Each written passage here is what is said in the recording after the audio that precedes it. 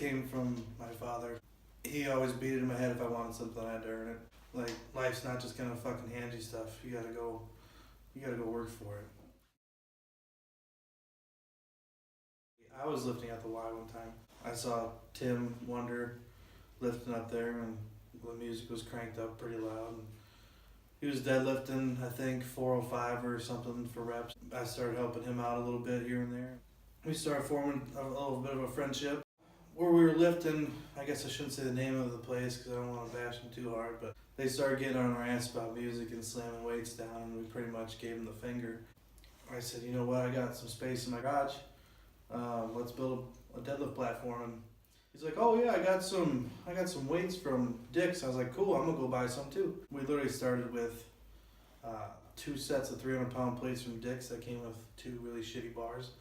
For the name of the gym, or not given barbell, it kind of, I mean, that phrase has always been with me, and that was kind of in my head at first, but then I was trying to think of like names that you could use for Dubuque, like, I don't know, Bricktown Barbell or some stupid thing. I guess Key City is another name for Dubuque, so I was thinking Key City Barbell. But then we were driving down to see our friends at Quad City Strongman, and we decided, you know what, they're not giving barbell sounds pretty fucking cool.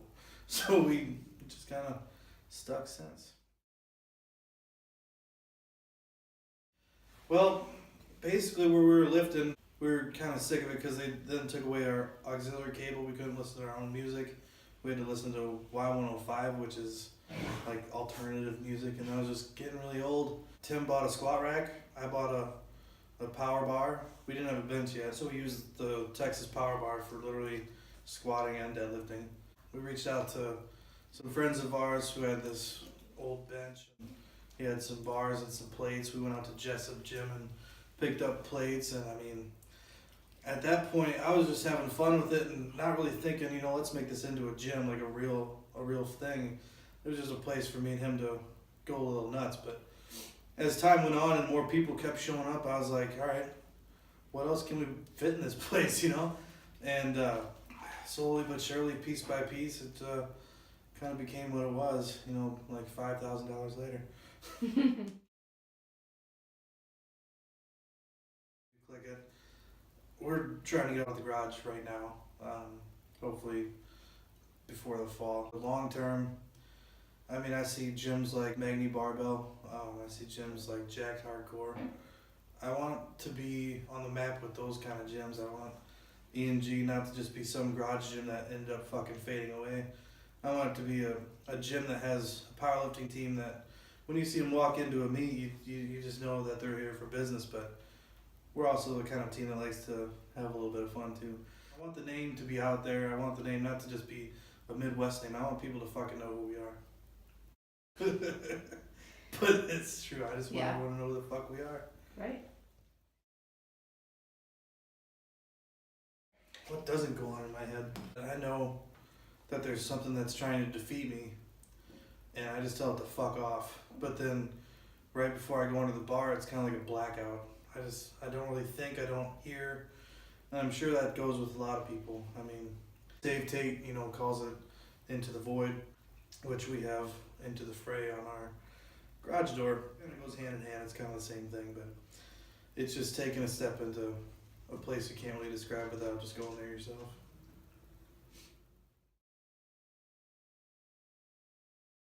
My dad.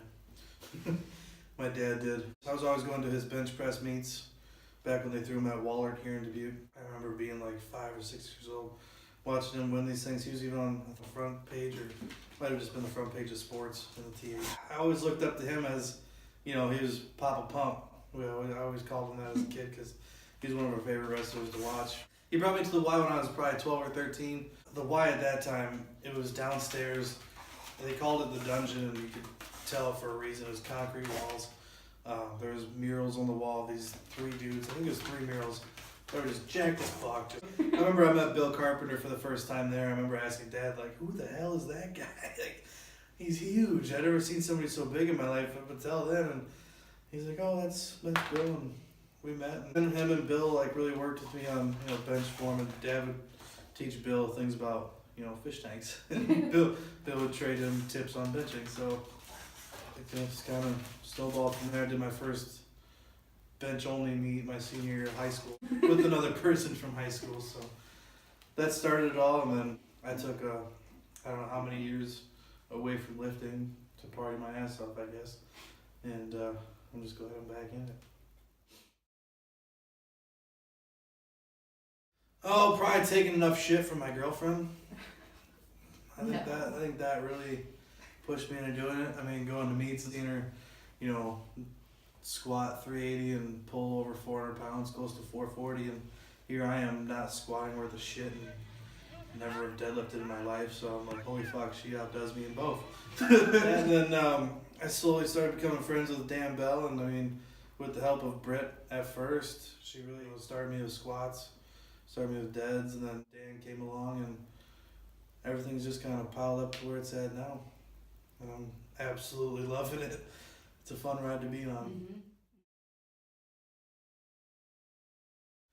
Oh, shit, I don't know.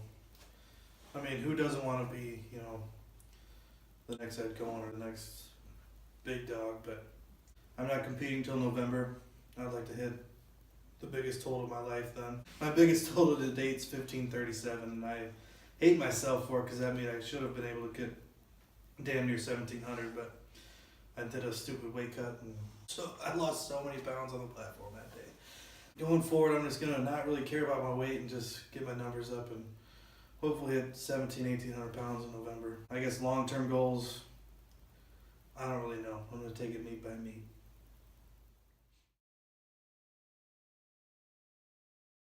Just get into the gym, get used to the weight, and have a lot of fun.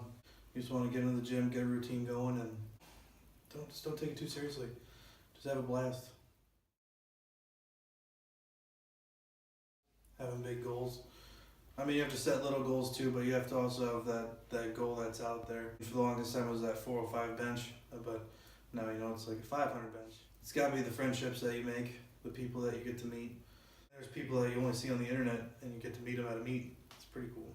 It's overcoming the smallest things. I mean, bouncing back from a shitty workout like where you missed a 500 squat for reps. So you come back 2 weeks later for when it's time to squat again, and you have more weight on than you did 2 weeks ago, and you nail it for the reps that you got planned for that week. There's no better feeling than overcoming something like that.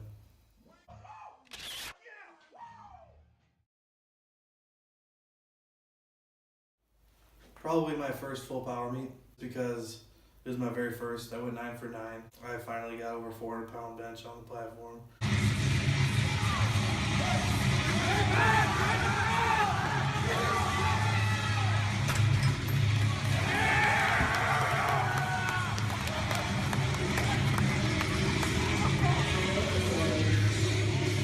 I hit my goal of a 501 squat. Yeah, not impressive, whatever, but for me it was. I mean, I had only been squatting seriously for 3 months prior to that meet, and my best squat before that was 365. So to be able to hit 501 was pretty damn awesome, and be able to hit a 551 deadlift felt really good. But definitely hitting over 400 on the bench was just awesome.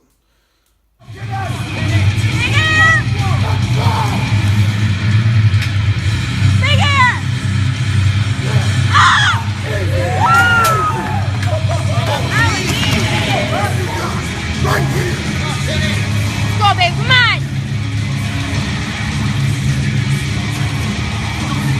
Up! Up!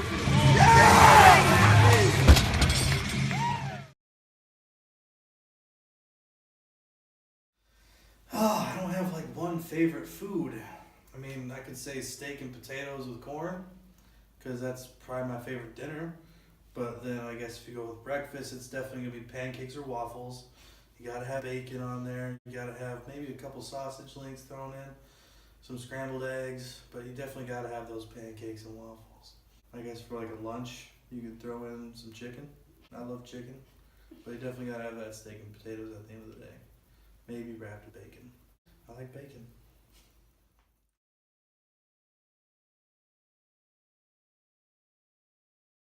Hard to explain what they do. They just do it. I mean, if you're already in a pissed off mood, it's pretty much gonna elevate being pissed off, in my opinion. It kind of clears the head a little bit too. Definitely kind of brings you into the moment, that's for sure. I mean, there's nothing like taking 2 capsules, busting them open and shoving them up your nose and good morning.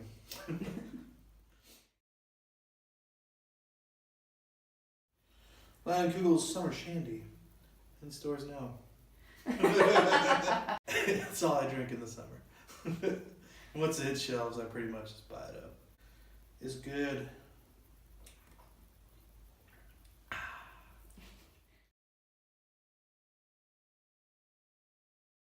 Make sure you like, follow, and share Not Giving Barbell. It's going to be something big. Just keep your eyes open and your ears open. And we're going to be coming out of the garage soon. And be on the lookout for that. Be on the lookout for more videos. And if you're in the area, stop over. Even if I don't know you, message us. We'll get you in here. It's a lot of fun. A lot of good people. A lot of strong people.